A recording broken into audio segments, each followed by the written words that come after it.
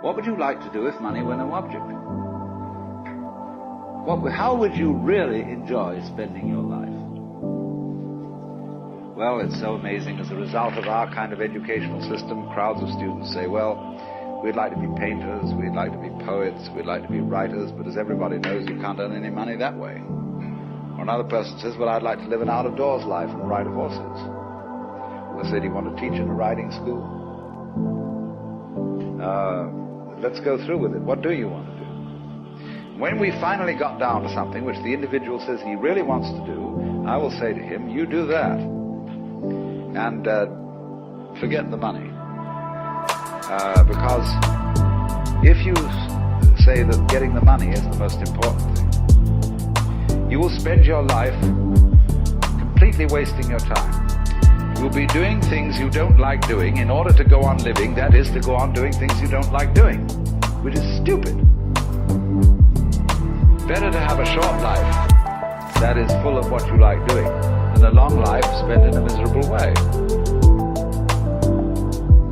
And after all, if you do really like what you're doing, it doesn't matter what it is, you can eventually you can eventually become a master of it. The only way to become a master of something is to be really with it. And then you'll be able to get a good fee for whatever it is. So don't worry too much. Somebody's interested in everything. And anything you can be interested in, you'll find others will. But it's absolutely stupid to spend your time doing things you don't like in order to go on spending things you don't like and doing things you don't like, and to teach your children to follow in the same track.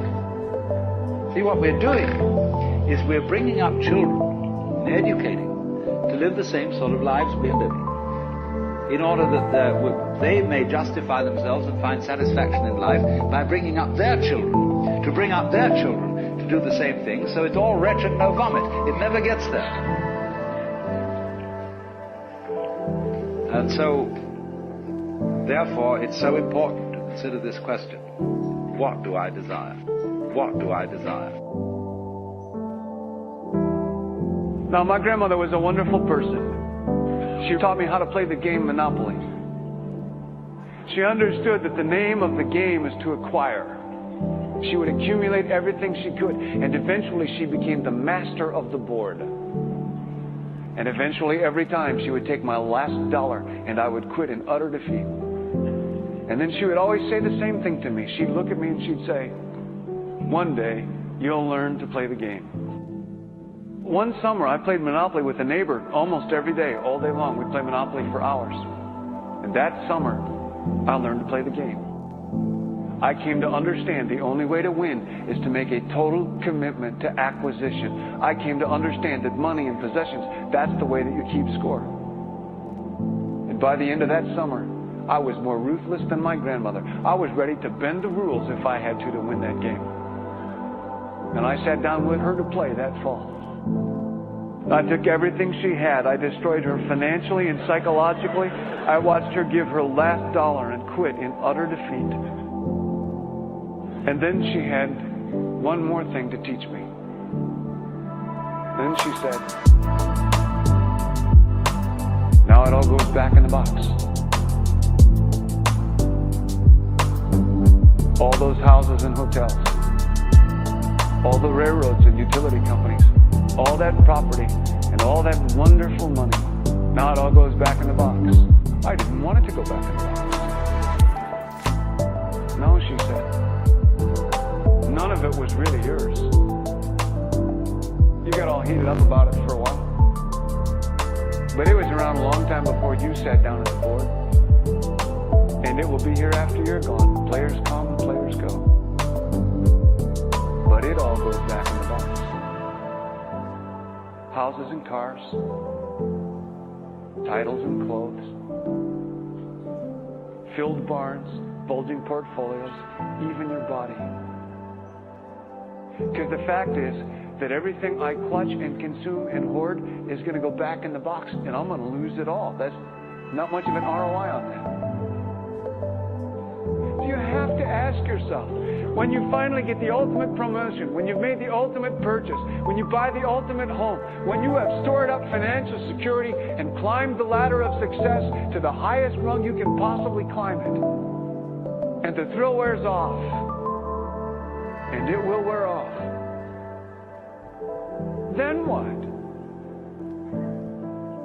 How far do you have to walk down that road before you see where it leads? Surely you understand, it'll never be enough. So you have to ask yourself the question, what matters?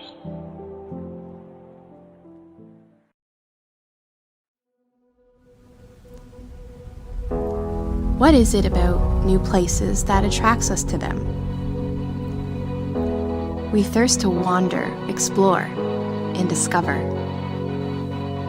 What drives us to fly around the world, to touch a wall? To find our likes and our dislikes. It's in our veins. It's human nature. That drives us farther. That pushes us higher. That shows us who we are and breaks us free.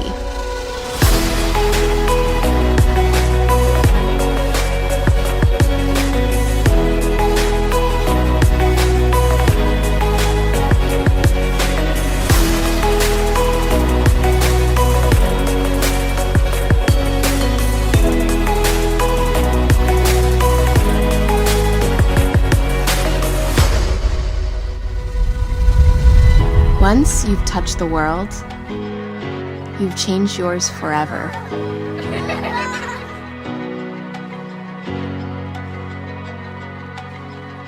It's a craving that exists in all of us,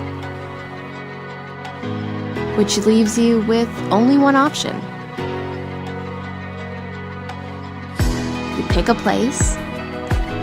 Wow, that looks amazing. You buy a ticket. Can I book a one-way ticket to Thailand, please? You pack a bag.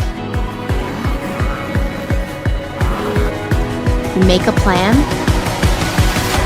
And you go again.